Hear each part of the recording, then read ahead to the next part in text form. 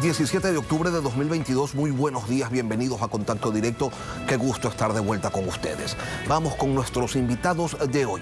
Darío Herrera, ministro de Transporte y Obras Públicas, quien lideró la mesa de diálogo sobre la focalización del subsidio a los combustibles. ¿Cómo terminaron estas mesas y quiénes quedarán por fuera de recibir el subsidio? Lo vamos a revisar. También nos acompañará Bruno Leone, es el presidente de la Cámara Nacional de Pesquería. En este sector productivo se analiza también focalizar el subsidio, pero quienes conforman este sector no están de acuerdo. Vamos a revisar sus razones. Aquí empezamos. La actualidad, los protagonistas, el análisis y la información en Contacto Directo.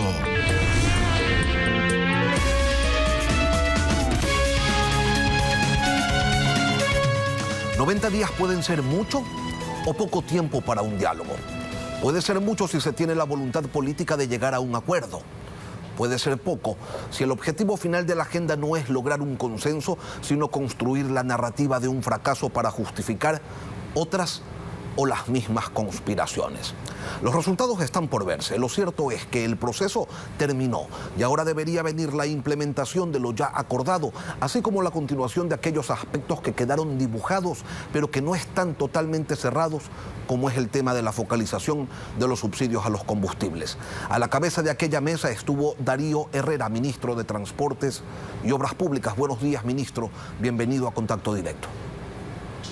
Muy buenos días, Lenin. Un placer estar con todos ustedes. En estas mesas de diálogo con 3 organizaciones sociales, el gobierno expone que se lograron 218 acuerdos, pero en uno de los temas más importantes, el de la focalización de los subsidios, no hubo acuerdos totales. ¿Por qué razón? Bueno, de hecho, el día jueves 13, luego de 90 días de haber trabajado en conjunto con las organizaciones sociales, el primer acta que se firmó fue un acta de no acuerdo global, aunque existieron muchísimas coincidencias y acuerdos parciales. La postura de las organizaciones sociales fue el todo nada. El todo significaba unas exigencias sobre, por ejemplo, sector atunero y camaronero y otras exigencias adicionales sobre rebajar el precio de los combustibles para ciertos sectores comunitarios. Llegado a este punto, no pudimos llegar a un acuerdo el día jueves 13. Afortunadamente, el viernes 14 en la mañana, las organizaciones sociales reconsideraron esta postura un poco intransigente y nos reinstalamos en la mesa a partir de la 1 de la tarde y en 3 horas pues sellamos y redactamos el acta final con acuerdos parciales, así como con desacuerdos, obviamente, temas no tratados, entre otros, y finalizamos este proceso de 90 días. Por eso decíamos que no hubo acuerdos totales, pero ¿qué es lo que estaba pidiendo la CONAIE, la FENOCIN y la FEINE adicional a esto que usted señala, reducir el precio de los combustibles para determinados sectores, eliminar totalmente el subsidio para el sector pesquero y camaronero, que a ustedes les parecía inconveniente, inviable y que obstaculizó la determinación de un mecanismo de focalización? ¿Qué más pedía el sector indígena? Yo no sé si es inconveniente o inviable. Lo que estábamos en desacuerdo era que se trate de la noche a la mañana en un par de sesiones y de manera no técnica y no económica. Una de las primeras coincidencias que tuvimos con las organizaciones sociales en las primeras sesiones fue las reglas básicas sobre cómo vamos a tratar y cómo vamos a analizar este tema de los subsidios a nivel general. Y uno de ellos era de que se tiene que hacer de manera técnica y sobre todo económica. Consecuentemente, en un día final, antes de redactar el acta, no se puede indicar de que le voy a subir, por ejemplo, 50 centavos al galón de diésel de los atuneros, porque simplemente eso es lo que yo quisiera hacer hoy día de mañana. Entonces, ¿es cierto, bajo ese ministro, concepto, que estaban pues, pidiendo también que se le ponga un impuesto adicional a los combustibles? No, eso no ha sido parte de lo que hemos conversado en las sesiones. Yo creo que lo más importante, diciendo que eso es lo que acordaron, le estoy diciendo si eso es lo que se planteó, porque consta en el acta. No, a ver, muchos temas se trataron durante estos 90 días. Yo creo que, Lenin, lo más importante aquí es ratificar que el diálogo sí funcionó y el diálogo generó este espacio para que nosotros, todos los ecuatorianos, tengamos en cuenta algo muy importante. Mira, Lenin, el año 2021, 2.200 millones de dólares el subsidio le costó al país. Esto es lo que estamos hablando. Y en este año, este mismo valor lo tenemos acumulado hasta el mes de junio. Es decir, que para finales de este año vamos a tener un valor de casi 4.000 millones de dólares en lo que corresponde al subsidio de los combustibles. Y esto lo pagamos todos los ecuatorianos de una o de otra manera. Impuestos, deuda, lo que usted quiera. Entonces, aquí tenemos una grandísima oportunidad porque estos dineros pueden servir para poder atender temas sociales que ellos reclaman, y no solamente ellos, sino todas las organizaciones sociales. Entonces, este proceso de focalización que ha iniciado en conversaciones con las organizaciones sociales se debe extender a otros sectores de la sociedad. Y aquí hago eco de las palabras del presidente de la República a ese llamado a la reflexión, un llamado a pensar de que obviamente este es un tema ético, los que podemos pagar un poquito más, debemos pagar ese poco más en beneficio de los más necesitados. Y hacia allá debemos ir, hacia allá debemos caminar en este concierto con todas las organizaciones sociales, incluyendo también los atuneros, los camaroneros, los transportistas. Mira, eso es lo que gran siempre parte se dijo, de ministro. gran parte de siempre se dijo que había que pagar un poco más quienes más tienen. Sin embargo, la CONAIE organizó una paralización nacional en el mes de junio y dijo no, que nadie pague más, que se mantenga el subsidio. Y de hecho ese es el primer punto del acuerdo que ustedes firmaron. El subsidio general se mantiene. El acta de paz firmado el 30 de junio hizo que se rebaje 15 centavos tanto en el precio de diésel como el de la gasolina extra. Eso se mantiene para ciertos sectores hasta el día de hoy. El acta que hemos firmado ahora, el día 14 de octubre, luego 90 días de diálogo, tiene un inicio que es criterios de exclusión para ciertos sectores y eso marca un inicio nada más. Hay otros que se mantienen y que tendrán que ser sujeto a análisis en el futuro en conversaciones directamente con estos sectores. Por ejemplo, con los transportistas y con los camaroneros y atuneros. Vamos a esos criterios de exclusión, vamos a los asuntos acordados en esta mesa. Según el documento que firmaron los participantes en estas negociaciones, se determinaron precisamente criterios para dejar por fuera a un sector y que ya no reciban diésel y gasolina subsidiados. Y estos criterios son, entre otros, el cilindraje de los vehículos, el número de vehículos que posea, los ingresos, es decir, quienes ganen más de $3.400 no accederían al subsidio. ¿Estos criterios, ministro, ya están definidos, están fijados o solo se trata de una aproximación a lo que el gobierno busca hacer? Los criterios de elegibilidad fueron calculados de manera técnica, absolutamente técnica, y como usted bien lo dice, simplemente son criterios de elegibilidad que van a servir como una guía para la implementación de los mismos, de acuerdo a y con la ayuda de temas tecnológicos para poder implementar. Aquí la clave, Lenin, es que para que el subsidio sea efectivo, tiene que ser entregado eficientemente a los beneficiarios y por otro lado, tiene que ser de fácil implementación. El momento en que no se puede implementar de una manera adecuada y falla la implementación, en ese momento se vuelve o hay un despropósito detrás de la focalización de los subsidios. Nuevamente, este es un inicio para este gran proceso que tiene que involucrar a los otros sectores. En el tema de los vehículos de mayor cilindrajes, afecta a los vehículos, mira, el 80% de los vehículos están sobre o menos de 2.400 centímetros cúbicos. El 72% de todos los vehículos tienen un cilindraje menor a 2.200 centímetros cúbicos. Estamos hablando de un parque automotor de 3.8 millones de unidades en el país. Lo mismo con las personas que tienen 2 o más vehículos. Solamente un 20% de las personas registradas tienen de 3 y más de 3 vehículos. Entonces, estamos haciendo esta regla Pareto para, nuevamente, este es un inicio de criterios de elegibilidad que marca este proceso, este inicio de un proceso de focalización que es necesario para el país. Ministro, ¿y el subsidio dentro de los planes del régimen se lo retiraría paulatinamente o de una sola vez según estos criterios? El acta indica muy claramente de que nadie está hablando aquí acerca de liberar el precio de los combustibles a nivel internacional de un momento a otro.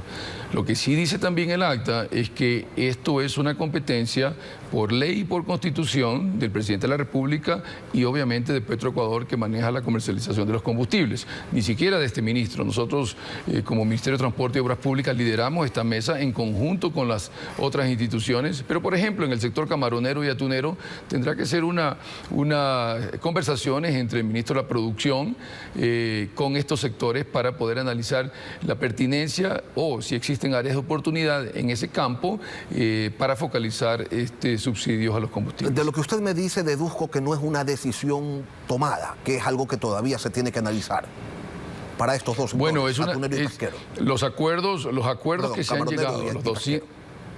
No, sobre los camaroneros y atuneros, obviamente, lo que nosotros en las mesas de diálogo conversamos con las organizaciones sociales es que en estos casos nosotros tenemos que conversar con las organizaciones o con los gremios atuneros y camaroneros. Nosotros como funcionarios del gobierno con información limitada y las organizaciones sociales o sus dirigentes no podemos decidir sobre un sector que tiene un encadenamiento productivo muy importante, que tiene diferentes realidades incluso dentro del sector atunero, por ejemplo. Digo, usted hay 106 barcos que tienen diferentes realidades económicas, ¿no? Entonces nosotros no podemos saltar alegremente a tomar decisiones si es que no se conversa con estos sectores. Pero nuevamente, esto es parte de ese diálogo que tiene que empezar y que va a ser netamente progresivo en beneficio siempre de todos los ecuatorianos. Aquí lo que se busca es focalizar y que los subsidios de los combustibles, este gran costo que tenemos ahora y que para este año va a ser casi 4.000 millones de dólares, pueda realmente ahorrarse y llegar a las personas que realmente lo necesitan. Ese es el objetivo principal. Ministro, algo que no dice el acta es ¿cuándo sería? ¿Cuánto tiempo les tomaría implementar el sistema que permita focalizar el subsidio a los combustibles? Son muchas variables. Es correcto, Lenin. Este es un problema o una complejidad de escenario que viene quizás 20, 30 o 40 años tratándose, ¿no? Y sí lo dice, está en los temas no tratados. Indica de que no nos pusimos de acuerdo todavía en cómo se va a focalizar. Pero en todo caso, es una competencia ya del gobierno del encuentro, buscar las plataformas tecnológicas necesarias para poder implementar este tipo de focalización acertada. Aquí, nuevamente, el criterio importante es de que tiene que ser entregada de manera prolija, lo más sencillo posible para que sea efectivo. Pero tiene que ser algo urgente, ministro, porque no se pueden seguir destinando 4.000 millones de dólares por año, o miles de millones, o 2.200 millones de dólares, como fue en el 2021, en subsidios. Existe un plan piloto ya elaborado por Petroecuador, lo revisamos en conjunto con las organizaciones sociales. Ese puede servir como un inicio. Había un plan piloto de 3 meses. Elegiríamos prioritariamente bombas de gasolinas que sean de propiedad de Petroecuador, zonas fronterizas para poder eliminar el tema del contrabando, entre otros. Sí hay ciertos criterios y eso obviamente la entidad competente la realizará en su momento. Bueno, pues si van a vender combustible con subsidio focalizado, nadie va a ir a tanquear allí, pues, ¿no? Tiene que ser algo general. Eso no va a funcionar. Estamos hablando de que, Lenin, el plan piloto tiene que ser implementado en ciertas gasolineras como un plan piloto para poder ser escalable en el tiempo y hacerlo en todo el país. Sería un error hacerlo en todo el país de un momento a otro. Nuevamente, los técnicos de Petroecuador y encargados de este tipo de sistemas tendrán las mejores soluciones y obviamente estos criterios que hemos elegido ahora, iniciales, nos darán esa pauta para poder iniciar este proceso importantísimo para el país. En el acta dicen que en el subsidio general se incluirá a quienes carecen de recursos y que ellos accederán a un precio diferenciado. ¿Esto qué significa, ministro? ¿Habrá quienes recibirán un subsidio mayor todavía y pagarían eventualmente menos por la gasolina y por el diésel de lo que se paga hoy?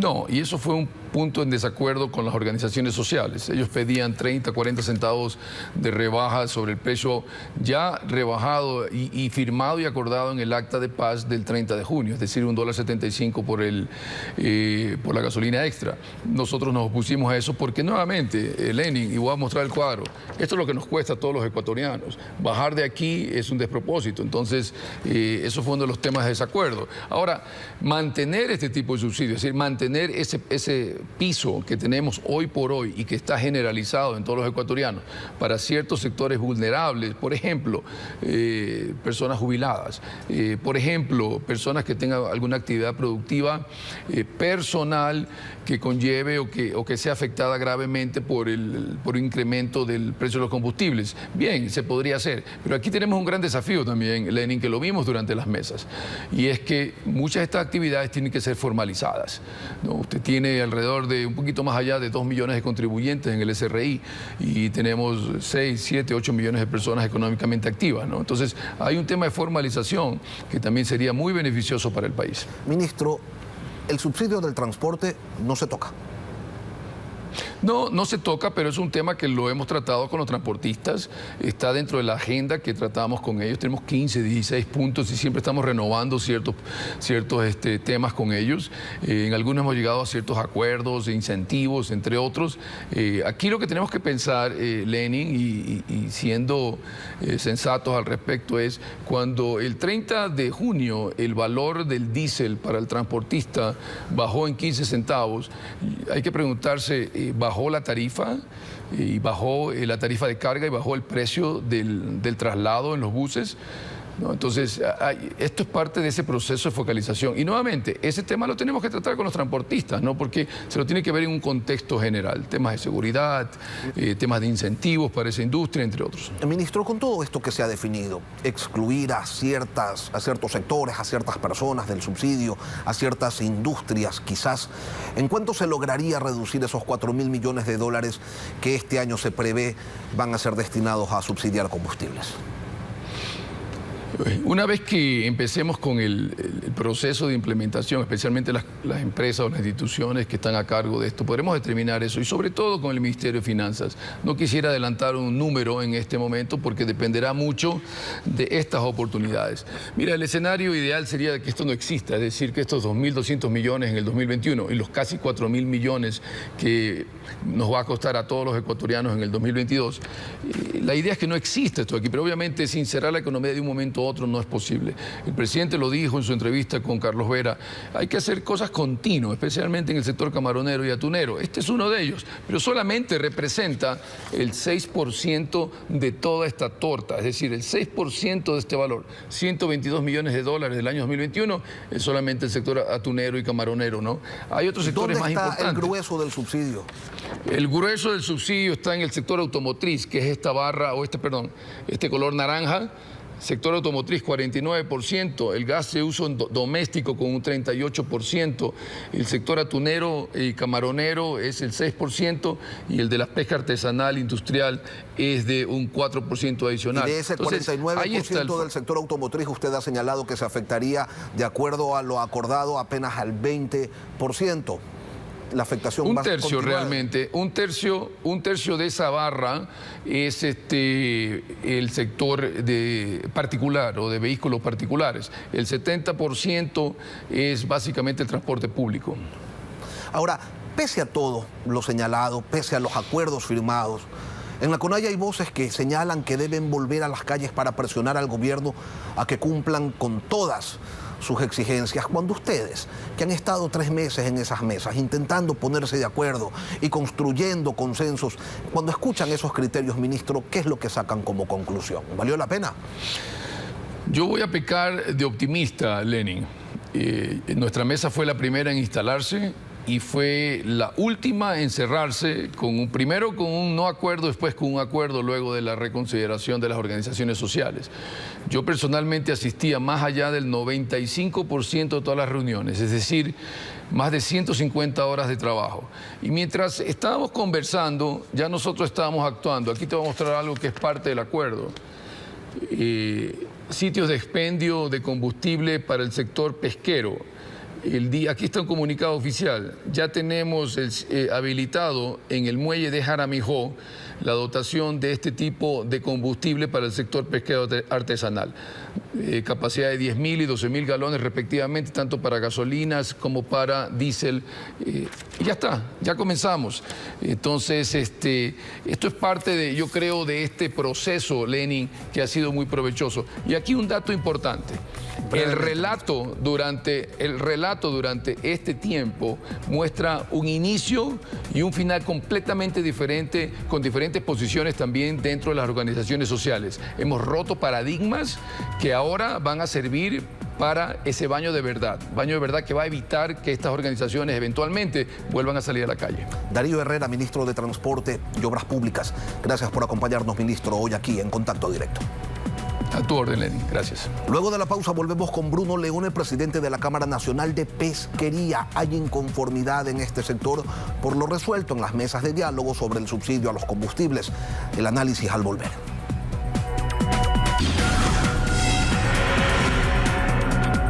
No fueron invitados a las mesas de diálogo, pero resultarían afectados por lo allí acordado. Resulta que el sector de la pesquería se quedaría sin combustible subsidiado para sus operaciones y eso, a decir de los involucrados en esta industria, los afectaría seriamente. Vamos a revisar algunas cifras con Bruno Leone, el presidente de la Cámara Nacional de Pesquería. Bruno, buenos días, bienvenido a Contacto Directo. Buenos días, Lenin, muchas gracias por la invitación. Empecemos por el principio. ¿A cuánto asciende el subsidio que recibe el sector pesquero del país? Perfecto. A ver, escuchaba la entrevista del ministro y él enseñó un pie ahí donde decía que el consumo del sector pesquero era 4%. Entonces, si tenemos claro que el país consume 1.384 millones de galones de diésel al año y el sector pesquero consume 4, bueno, usted haga la aritmética, ¿verdad? Pero nosotros hemos desagregado ese valor porque se habla solo del diésel para el sector atunero. Y también están las otras pesquerías. Claro, entonces del 4% se convierte en el 2,8%. 2,8% de 1.384 es como 38 millones de galones, Lenny. 38 millones de galones. ¿Y eso en plata? En plata, perfecta la pregunta, hemos revisado cifras de Petroecuador y del Banco Central. Los últimos 8 años y medio, antes de este problema que está viviendo el mundo de la guerra entre Rusia y Ucrania, el precio del petróleo en promedio estuvo en 62.50. Cuando el precio estuvo del barril de petróleo estuvo en esos niveles, el subsidio dicho por Petroecuador era 51 centavos. Entonces, 51 centavos de 38 millones de galones son 19 millones de dólares. Ese es el sacrificio fiscal. Ahora, una industria que exporta 1.600 millones de dólares al año, que estén llorando, entre comillas, por menos de 20 millones de dólares, pues... A ver, no estamos llorando, pero usted tiene que, usted, Lenin, y los amigos que nos escuchan tienen que entender algo. Esta pesquería es una pesquería oceánica, ¿verdad? Es una pesquería globalizada, donde tenemos que competir con flotas de mucha más capacidad, mucho más potentes que la nuestra. La semana pasada salieron 3 noticias, se las digo rápidamente. 1, Estados Unidos está haciendo un acuerdo con las islas del PNA, el Pacific Nauru Agreement, por 810 millones de dólares para que su flota pueda pescar ahí. Ahí, dicho sea de paso, se captura el 62% del atún del mundo, Estados Unidos.